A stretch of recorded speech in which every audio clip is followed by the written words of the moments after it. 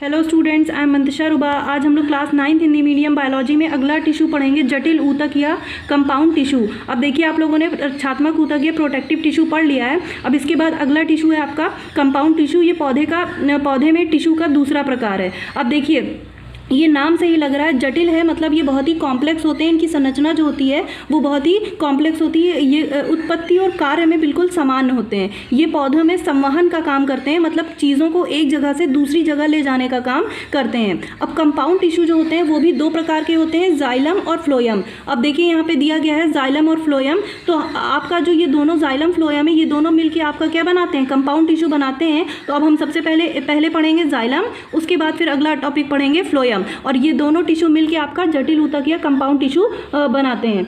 अब देखिए, आगे इसमें पहला टिश्यू दिया गया है दारू या जाइलम, इसको हिंदी में कहते हैं और इंग्लिश में इसको कहते हैं जाइलम। जाइलम की कोशिकाएं जो होती हैं वो भी 4 प्रकार की होती है और इसको भी 4 प्रकार में बांटा गया है। पहला देखिए, पहला है ए, इसको वाहिनिकाएं या ट्रैकिड्स कहते हैं, हिंदी में वाहिनिकाएं, दूसरा है इंग्लिश में ट्रैकिड्स। ये कोशिकाएं जो होती हैं वो नलिकाकार होती हैं और दोनों तरफ से नुकीली होती हैं। इनकी भित्तियों पर क्या होता है, लिग्निन जमा होता है, जिससे क्या होता है, इनकी कोशिका मोटी हो जाती है और बाहर से इनके ऊपर जल और बाकी चीज़ों का असर नहीं पड़ता है। इनका कार्य जो होता है वो जल और उसमें घुले हुए पदार्थों को एक जगह से दूसरी जगह पहुंचाना होता है। जैसे कि आपको जब पौधा जो होता है उसकी जड़ें मिट्टी में होती हैं, तो मिट्टी में जो नमी होती है उस मिट्टी में नमी को, पानी को सोख कर पौधा क्या करता है, ऊपर की तरफ चढ़ाता है। तो वो पानी ऊपर कैसे चढ़ता है, जाइलम से चढ़ता है और जाइलम में ये ट्रैकिड्स कोशिकाएं ही उसको ऊपर चढ़ाने का काम करती हैं।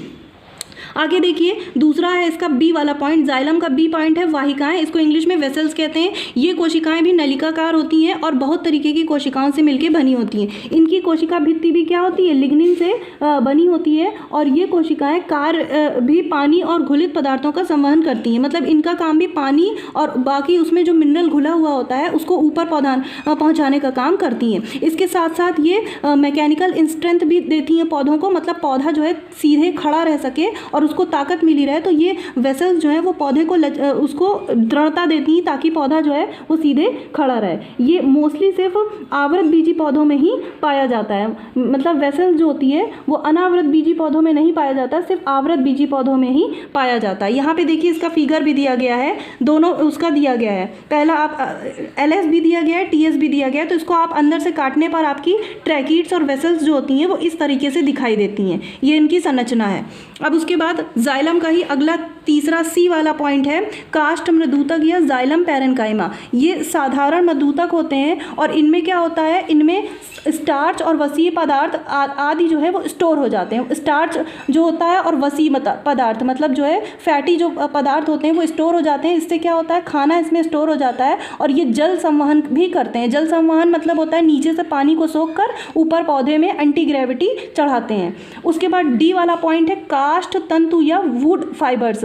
अब ये देखिए, काष्ठ तंतु वुड फाइबर्स मतलब ये लकड़ी बनाने का भी काम करते हैं। ये लंबे होते हैं और दोनों तरफ से नुकीले होते हैं।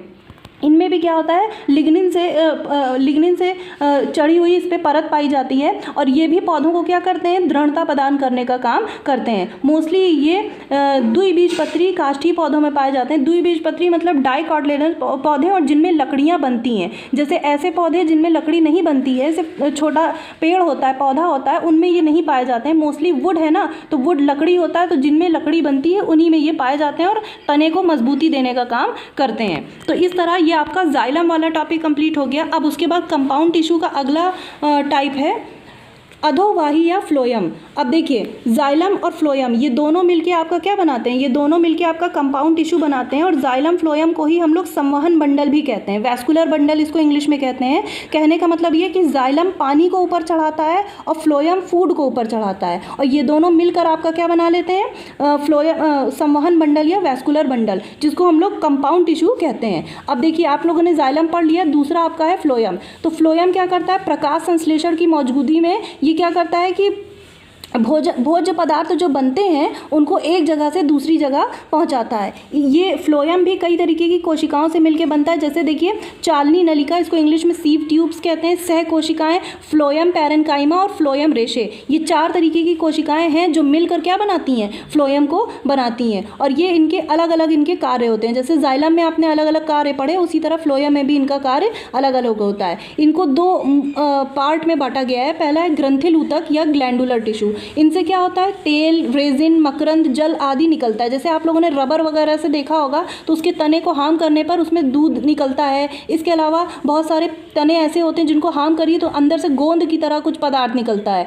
तो वो पौधे जो पदार्थ निकल रहा है वो कहाँ से निकलता है, ग्रंथिल ऊतक से निकलता है, जिसको इंग्लिश में ग्लैंडुलर टिश्यू कहते हैं। उसके बाद दूसरा है रबर छीरी ऊतक या लैक्टिसिफेरस टिश्यूज। ये पौधों के उस जगह पे पाए जाते हैं जिन पौधों में दूध निकलता है। कुछ पत्तियां और पौधों के जो तने होते हैं उनको अब जब हार्म करिएगा तो उसके अंदर से सफ़ेद गाढ़ा दूध की तरह कुछ पदार्थ निकलता है। उसको हम लोग क्या कहते हैं, लैटिक्स कहते हैं। और ऐसे टिश्यू जिससे ये लैटिक्स निकलता है उसको हम लोग लैक्टिसिफेरस टिश्यूज कहते हैं। तो ग्लैंडुलर और लैक्टिसिफेरस ये दोनों टिश्यू किसके प्रकार हैं, फ्लोएम के प्रकार हैं। तो अब आपका यहाँ से कंपाउंड टिश्यू और प्लांट टिश्यू कंप्लीट हो गया है। अब इसको आप लोग को तैयार करना है। अगले टॉपिक में हम आपका बिल्कुल अगला टॉपिक शुरू करेंगे, जंतु ऊतक या एनिमल टिश्यू। तो आज से आप लोगों का प्लांट टिश्यू वाला टॉपिक कंप्लीट हो गया है। अब इसको तैयार कर लीजिएगा। अगले वीडियो में हम आपको एनिमल टिश्यू पढ़ाएंगे। Thank you.